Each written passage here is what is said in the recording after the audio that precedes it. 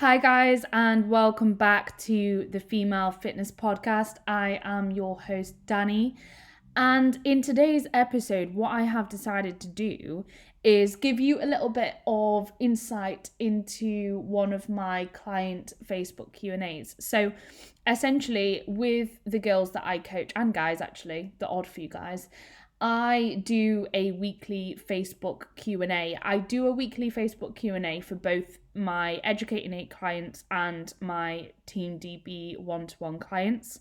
I do these Q&As separately. So on the Educate Innate Facebook group, there is my Educate Innate Facebook Q&A once a week. And on my Team DB Facebook group, there is my one-to-one client Q&A once a week. And what I do is any questions that my clients have throughout the process, I will ask them to drop the questions in the Facebook group.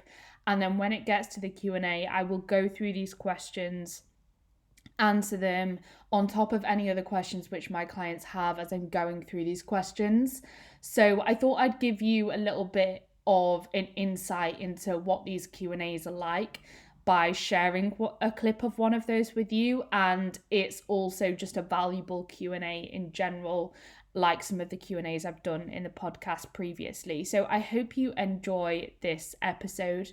I start off talking about hunger, partially how it's an inevitable part of the process of fat loss.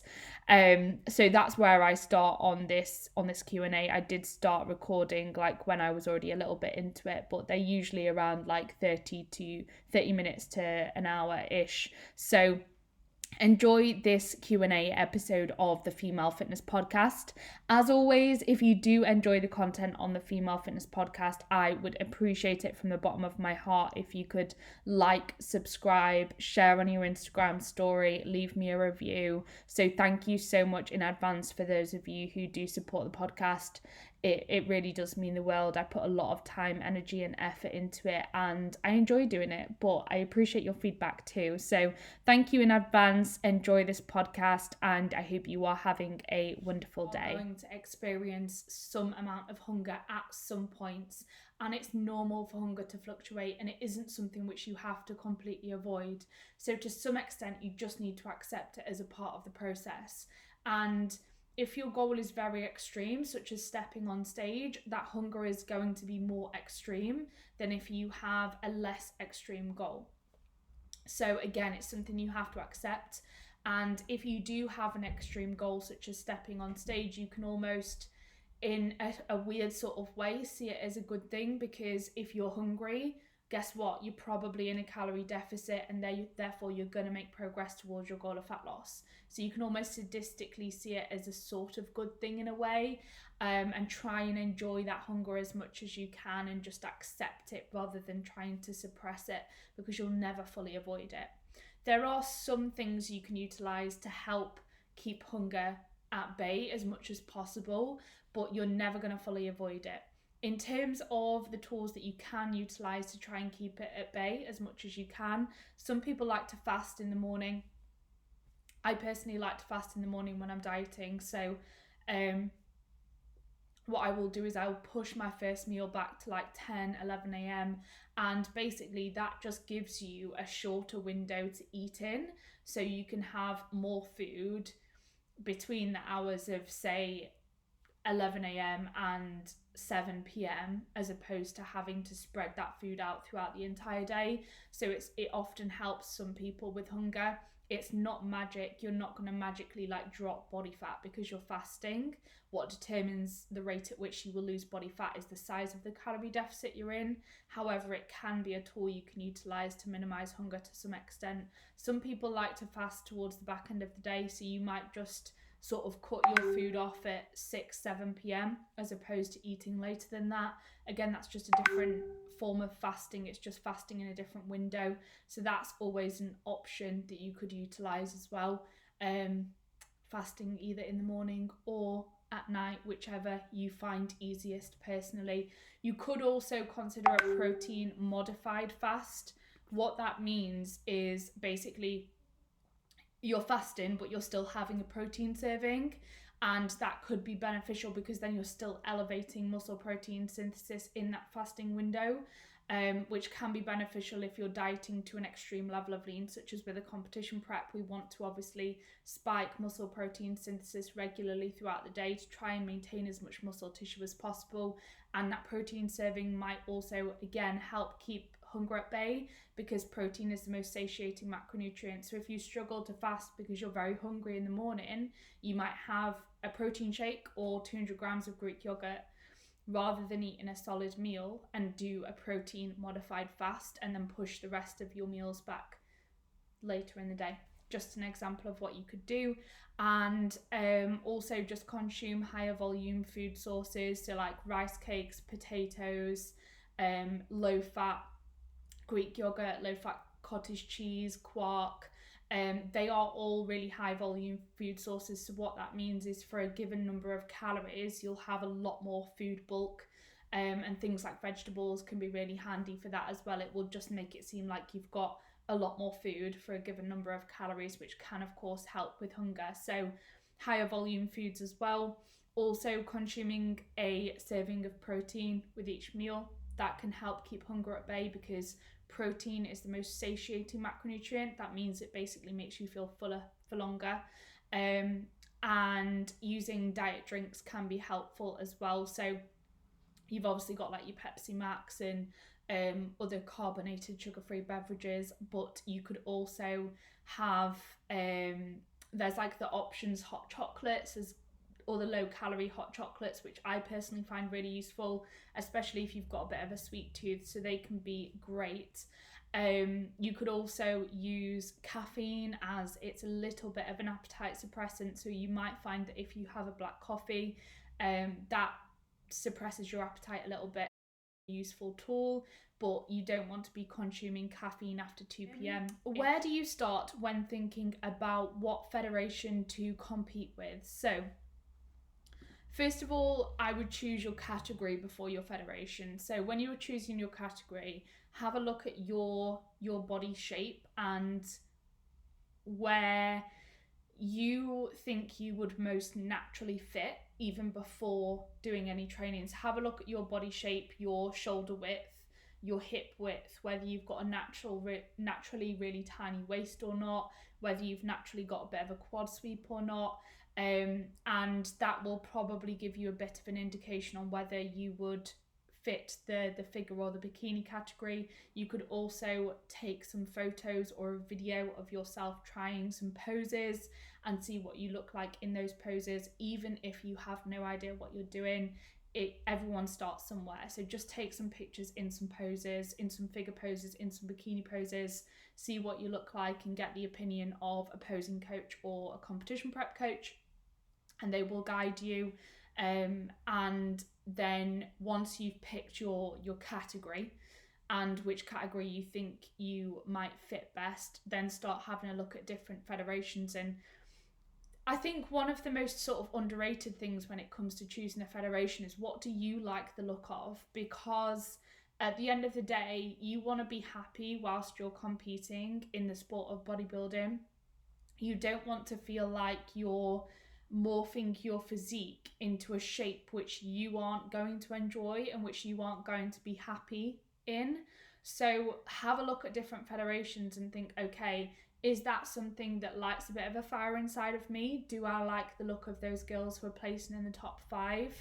And I would recommend gravitating towards one of the federations which you do like the look of the girls which are placing within. And again, get the opinion of your coach, and things can change through an improvement season and through a prep as well, depending on how your body responds, how easily you lose body fat. If, for example, you're going to compete in the bikini category, the condition required for the bikini category can quite heavily differ between different federations. So if you're the type of person who gets very lean very quickly, you're going to want to go with one of the federations that favors condition over one of the federations that doesn't always reward condition and goes for a slightly softer look. So it comes down to how you respond and where you're going to be able to play to your strengths, but also alongside that, what you like the look of. Because at the end of the day, if you really, really fucking want to compete in figure, but you're really small and you have a lot of muscle tissue to build before you compete in figure, you're probably better off just building that muscle tissue that's going to be required and competing in figure, rather than forcing yourself into the bikini category if that doesn't motivate you.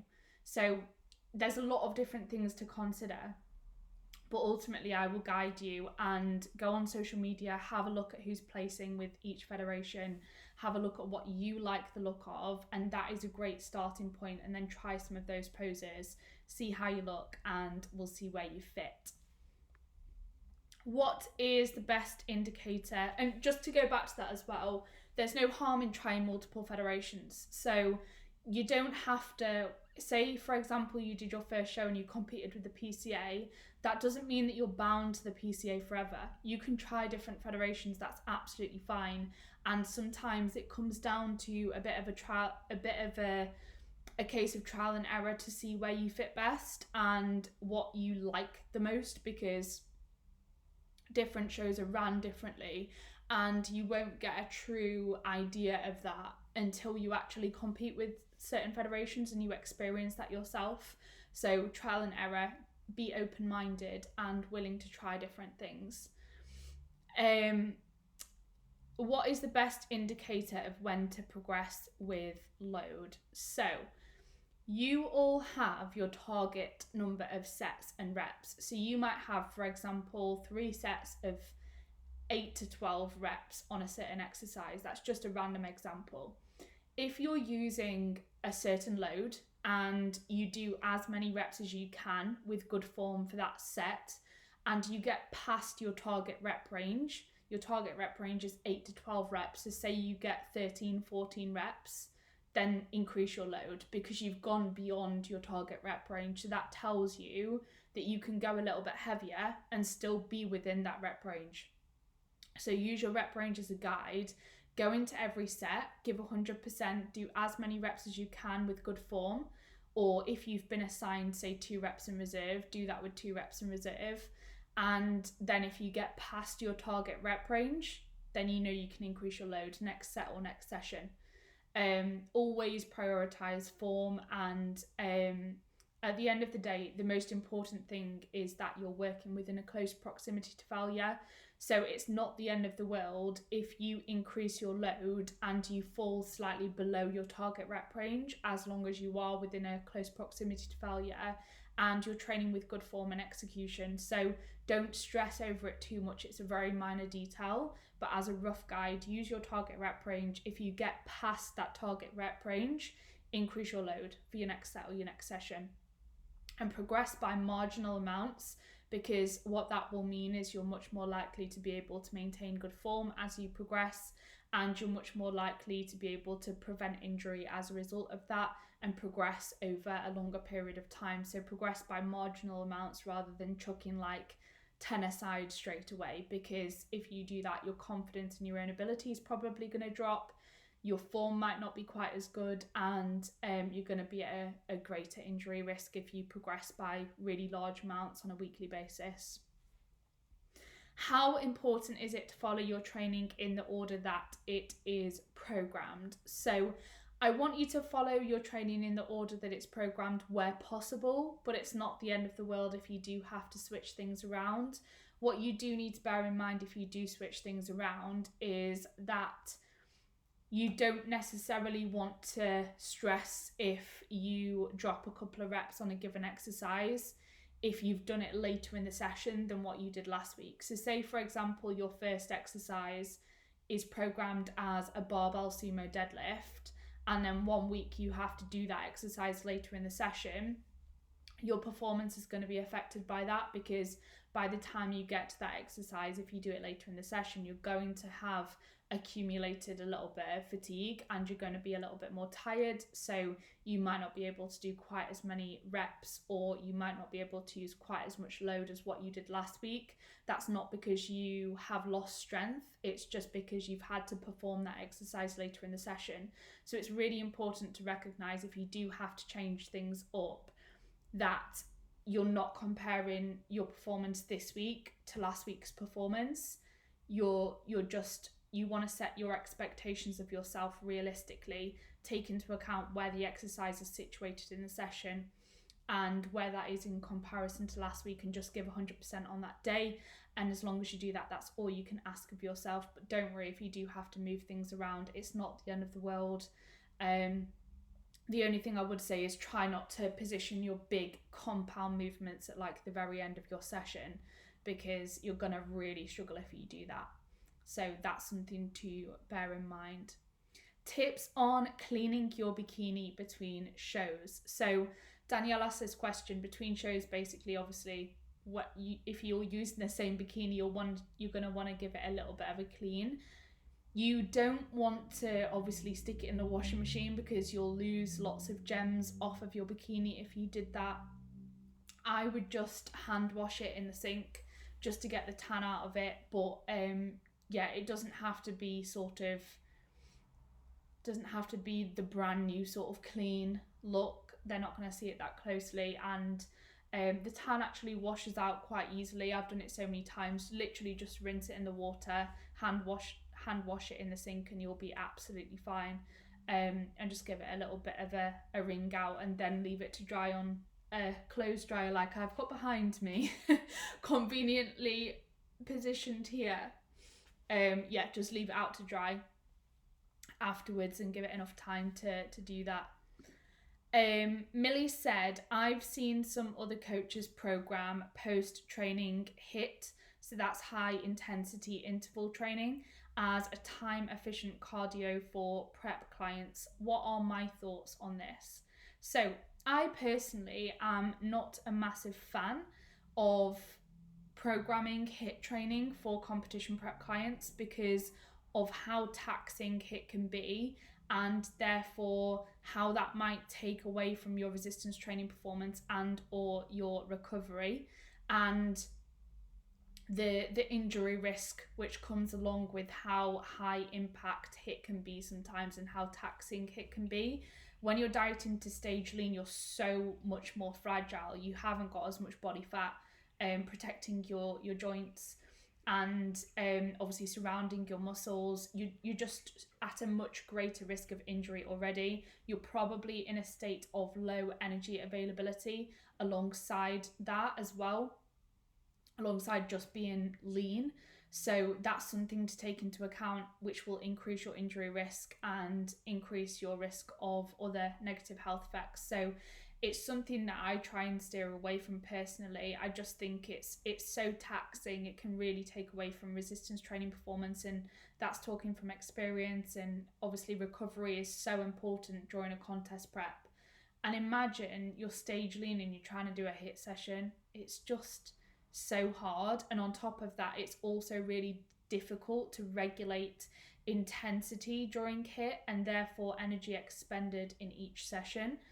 So whereas a steady state session, you can go into each cardio session and use the same level and work at the same intensity every time you go in and do that session, and you can keep that level consistent for the entire session. Whereas if you're doing a HIIT session, it's so difficult to control that intensity and to control your heart rate. And the likelihood of you being able to maintain that intensity when you do get stage lean is quite low. You're going to want to conserve energy at that point. So yeah, I'd just say it's just so taxing. I'm not a massive fan of it. If a client requested it and they really wanted to give it a shot, I would certainly be open to that. I have a very open mind, and I'm willing to take into account clients' personal preference. But when it does come to competition prep clients, at the end of the day, you guys do have an extreme goal, and it's often a case of just doing what has to be done. And I think in a lot of cases, steady state cardio is going to be more appropriate unless someone just really, really enjoys HIIT and responds really well to that. Maybe they've been doing it in their improvement season and they're used to it and they really enjoy it, and they've got very limited time. So they want to expend as much energy as possible in a short period, then fair enough. But I just think there's a lot of risk that comes alongside that. And if we were to include HIIT, I would remove it towards your show, just to make sure that you're not carrying huge amounts of inflammation from that, and to make sure that we can peak you properly for your show. So I'm personally not a massive fan, but each to their own, and I do have an open mind. So it's something that I'd consider on an individual basis if somebody did bring it up. I'm just going to have a drink.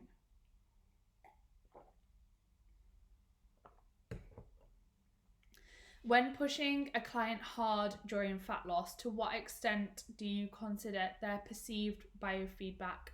And would you say this data can be subjective, especially when it comes to pushing somebody as hard as necessary to reach their goal? It depends, I think, on what biofeedback it is and what their goal is. If I have a general population client, I don't see a need to be brutally extreme with those clients.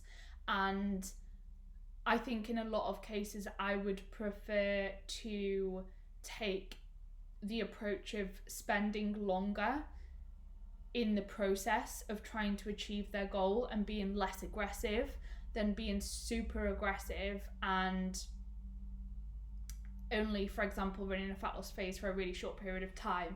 And that's just to allow them to enjoy their lives and give them a little bit more flexibility and ensure that they don't feel like dog shit.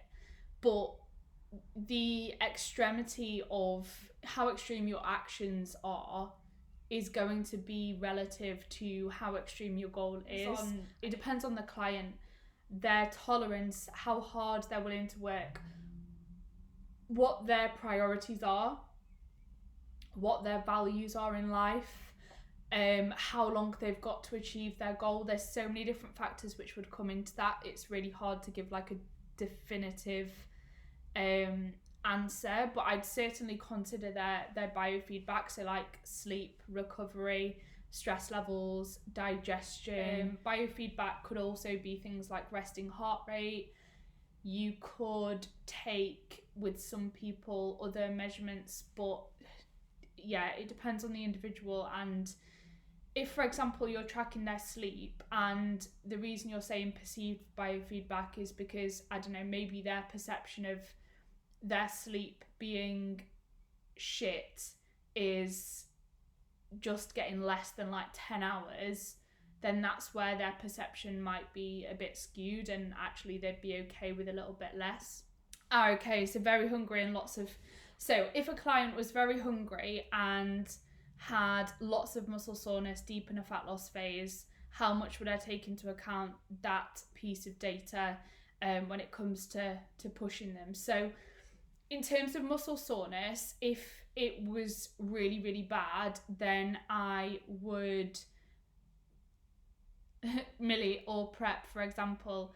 Like, isn't it a given that you'll feel shit? I think some people think it's way more harsh, but that's the reality. Yeah, so in prep, like, you're gonna feel pretty shit. If you've got an extreme goal like that, you've just got to accept that you're gonna be hungry and you're gonna be sore, and that's just it. That's the nature of it. Like, during prep, I remember getting on that freaking bike every morning and my quads, just as soon as I started cycling, my quads are just burning the entire time. So that's an example of what you have to do during prep and how you just have to embrace the suck. So with contest prep clients, yeah, you know, they've just got to get on with it. If someone was incredibly sore, however, and their performance was also taking a hit alongside that, they also looked really inflamed, they weren't sleeping well, then I would either run a deload with them or just ask them to take an extra rest day, adding an extra rest day to their training program potentially, or just decrease training volume slightly to ensure that they can actually recover to some extent, because recovery is important. So if they genuinely can't recover from what you've programmed for them, then yeah, pull training volume or training frequency down a little bit, or give them an extra rest day or a bit of a deload. But to some extent they are going to have to put up with being quite fatigued sometimes during something like a prep. When it comes to hunger, again, that's something that you do have to accept as a part of a contest prep or any other fat loss phase for that matter. But the extent of the hunger, again, is going to be relative to the extremity of the goal. And if a general population client was struggling to the point where they felt like they needed to overeat, then I'd probably just give them a bit of a refeed, or try and be a little bit less extreme, or maybe give them a bit more expenditure and a bit more food in line with that if they really struggle with hunger. So there's ways around it with general population clients, and we can adjust their protocols a little bit more freely. They haven't got to be as extreme, but with competitors, a lot of the time it's just a case of embracing the suck. But if they are genuinely like really badly fatigued, there's things we can do to counteract that, which I would utilise. And obviously you guys know that I deload with you quite regularly anyway, so that's something that we put in place to avoid fatigue accumulating to the point of no return. When training to failure, is it more important to go all the way to failure, maybe compromising form, for example, using your legs for a push press, or is it best to maintain strict form and work to failure with strict form? So it is better to maintain strict form and work to failure with strict form if your goal is hypertrophy. So if your goal is maximal progress with hypertrophy, or if your goal is to retain as much muscle tissue as possible, you don't want to be doing things like using your legs to do a push press when you've got an overhead press programmed, because you're just then taking away the challenge from the working muscle. And actually if you do a push press properly, you're only really doing the last little bit with your shoulders. So I would rather you maintain strict form and work to failure, because you're therefore going to be much safer first and foremost if you maintain strict form, if you maintain really good form. Because if you start doing things like a push press, you start using momentum or inertia, your injury risk goes up quite dramatically. And alongside that as well, it's so hard to standardize, because say you did a push press, like you could perform a push press better one week and therefore use more leg drive, and then the next week do more of a strict press, and then it's very hard to track your progress that way. Whereas if you maintain really strict, really good form, you're standardizing that variable, and it's much easier to track your progress over time. It's also going to be less fatiguing. So when your goal is maximal hypertrophy, or to retain as much muscle tissue as possible, or to avoid injury at all costs, really maintain strict form over just pushing more load. Remember, as people who have physique-based goals, we're not just trying to move as much load as possible from A to B, we're trying to create as much of a challenge for the working muscle as possible, and that's how we're going to retain the muscle tissue we've got or build more muscle tissue, not just by moving pure load from A to B.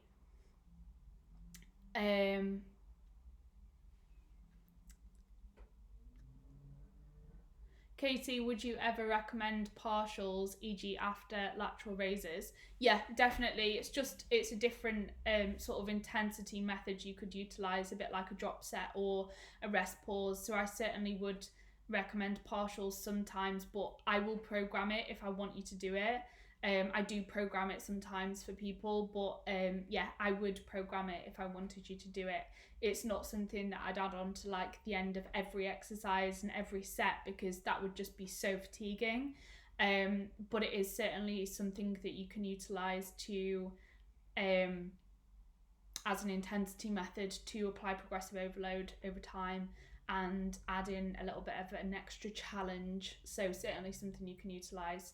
And if you think about it as well, with like a dumbbell lateral raise, it can be certainly valuable to utilize something like partials, because then you're getting more of like a full range challenge if you did a full set of as many as you can and then finish with partials, because you're then fatiguing the muscle in that bottom half of the rep as well as at the top, if that makes sense. Why is it that generally speaking we have cravings in the evening, but then we wake up in the morning and they are gone? This can be down to so many reasons. I think a lot of the time cravings in the evenings is for comfort, or it's like due to being tired or emotional. So sometimes, like if you feel hunger in the evenings, for example, sit down, have a glass of water, and question yourself and say to yourself, am I genuinely physiologically hungry? Do I genuinely need food right now? Or am I just seeking comfort? Am I just bored? Am I just a little bit emotional? Am I tired? Because there are other reasons you might experience hunger rather than for the fact that your body actually needs food. So always question, like, if you're getting cravings, if you're getting hunger, question that and ask yourself, okay, am I actually hungry? If I am, I said water, Crystal, but you could have wine too. I would be fine with you having wine, but yeah, so sit down with a glass of water, question yourself, am I actually hungry? If the answer is yes, okay, how hungry am I? On a scale of 1 to 10, how bad is my hunger? And then if you're still genuinely hungry and you're not in a fat loss phase, then honour that hunger and eat it. Eat the food. But if you're in a fat loss phase, sometimes sacrifice has to be made and hunger is unavoidable. So you just have to suck it up and deal with it to some extent. But yeah, I think a lot of the time hunger in the evenings, to get back to the point, is emotional, or it's down to boredom or just wanting comfort. If you are someone who struggles with hunger in the evenings, allow yourself a decent amount of calories in the evening. That's absolutely fine. There's no problem with that. Remember, it's your total calories over the day which will determine, and over the week, which will determine whether you're in a calorie deficit, a maintenance, or in a surplus. So if you personally like to have a lot of food in the evenings, you go girl, you have your food in the evenings, that's fine. As long as you're having a decent amount around training at the same time as that, to preserve training performance and prioritise recovery. So yeah, if you're hungry in the evenings, allow yourself food in the evenings and make sure your evening meal contains a serving of protein as well. How important is fat loading to fill up intramuscular triglycerides for a bikini athlete? So it is valuable because to truly fill up, there's so many different points I could cover on this. So first of all, it depends on the individual, because if a bikini athlete is very heavily muscular and there is a potential that they might be marked down for that muscularity, then you don't really want them full on stage. Like, you don't want their muscle glycogen stores to be completely full. We don't want them full to the brim. That's not the goal. So in that situation, we're not trying to maximally fill somebody out. So we might actively not fill out muscle glycogen and triglycerides. However, if we do want to maximally fill somebody out and we want to fill somebody up and we want them a little bit harder, a little bit drier, a little bit fuller, and they're not overly muscled, then yes, we need to consider increasing fats and filling up intramuscular triglycerides. So it depends on how muscular an individual is in respect to the category and whether they need to be really full on stage or whether they don't need to be really full on stage. If we do want them maximally full, then it is something that we have to consider, because if we just increase carbohydrate alone with no fat, we won't be truly full. So we do need to consider that alongside carbohydrate. And for those of you who don't know, we would top up intramuscular triglycerides by increasing your fat intake, and you could do that alongside increasing carbs, or you could do that before a carb load. So you could, for example, do a bit of a fat load and then do a carb load, and then you would top up both intramuscular triglycerides and muscle glycogen via the fat load followed by the carb load. Like I said, you can do both at once. Sometimes doing both at once is a little bit more taxing on the digestive system, so that's something to bear in mind. But yeah, if you want someone truly full, then of course it's definitely something that we need to consider there. What I will also say on top of that is, like, anecdotally, different people respond differently to different things. Some people will respond better to higher fats. Some people will respond better to higher carbs. When you're stage lean, weird shit can happen. Like I've responded, I think, differently every single peak week that I've done. And it just depends, like, how lean you are, how much muscle tissue you're carrying. For example, for the British finals, when I was coached by Callum, we filled me out, and my feedback was that I was too muscular. So we then purposefully came in a little bit flat for the Ben Weeder. I wasn't carved up at all. So I was much flatter. I was also much leaner, and I brought a much smaller package to the stage. So we purposefully didn't fully top me up. And then I then topped up again for Alicante. So it can vary so much, and it can even vary with the same athlete between different shows based on their feedback and how they're responding, how lean they are, how much muscle tissue they're carrying, and so many other variables. So when it comes to peaking somebody, there's so much that comes into it. What I will say for bikini athletes in general is that they don't remember, the goal in bikini isn't to be as full as physically possible, as hard and dry as physically possible. We're not male bodybuilders, so the extent of the carb load, whatever we do, is not going to be anywhere near that of what bodybuilders would do, because we don't have that amount of muscle tissue, and we're not trying to be as dry, hard, full as physically possible. That's not the aim as a bikini athlete.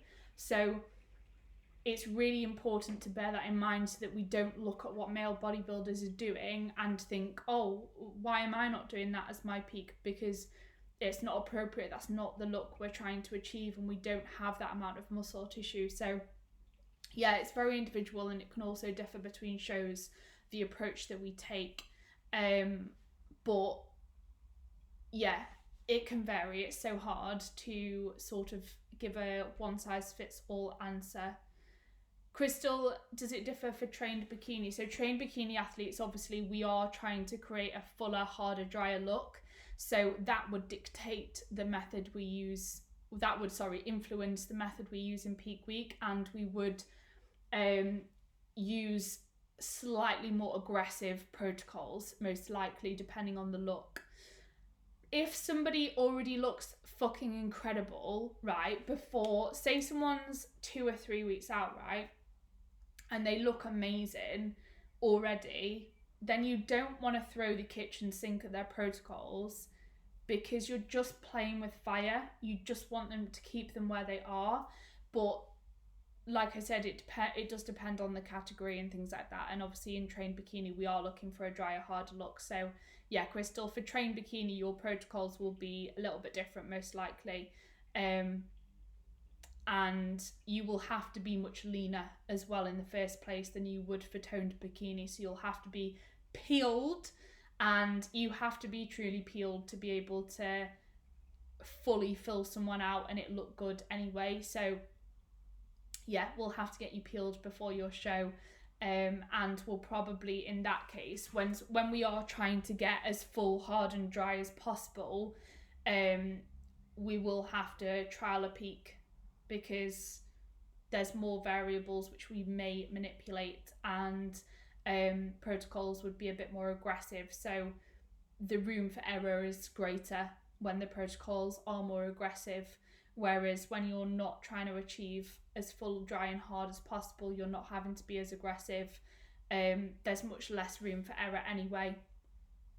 And in general, for peak week, just to go over this briefly, there's like different options. So there's the front load. A front load is when you would basically load the athlete at the start of the week and then bring them back down to baseline. That is basically a very safe way to peak somebody, because if you spilled over, you could then bring that back down towards the end of the week, bring them back down to baseline and tidy up a little bit. Spilling is basically when you put too many carbs and fats in, and they spill over, they look soft, and you can then bring that back down if you've done a front load. A backload is when you would fill them up at the back end of the week. There is much more room for error with that because you're leaving it to last minute, so you haven't got time to tidy up afterwards unless you were to do something extreme. And then obviously there's another option, which is just gradually reversing somebody into the show and tapering up food and tapering down expenditure. And that often results in a reduction in stress, which means the athlete looks better, and they just gradually get a reduction in stress off their body, gradual increase in food, so they start to top up a little bit. A linear load, so a linear taper into the show, is usually, in my opinion, quite useful for bikini athletes because it's very predictable. You're just slowly adding a little bit of food in, you're slowly tapering down expenditure, so you're taking stress off of their body. They look a lot fresher on stage, they fill up a little bit, they have a bit more pop to their physique, but they're not full to the brim and they're not super dry and hard to the point where they're going to get marked down for it. So usually a nice linear taper is quite a predictable way to peak a bikini athlete for a show without doing anything crazy. So that's something to think about. But yeah, thank you for tonight's questions, guys. They've been fantastic. We've done a good 50 minutes. So if you have any questions for next week, I'm going to put a post up again after I've stopped chatting your ears off. I'm going to put a post up, and if you've thought of any questions throughout tonight's live, or if you have any in general, please comment them, because like I've said before, the quality of the live does depend on the questions I get through. This one has been brilliant, and that's because we've got some amazing questions through. So ask if you have any whatsoever. Have a wonderful evening, guys, and sleep well. I will see you next week, and I'll chat to you, some of you tomorrow in your check-ins and things. But sleep well, and let me know if you have any further questions.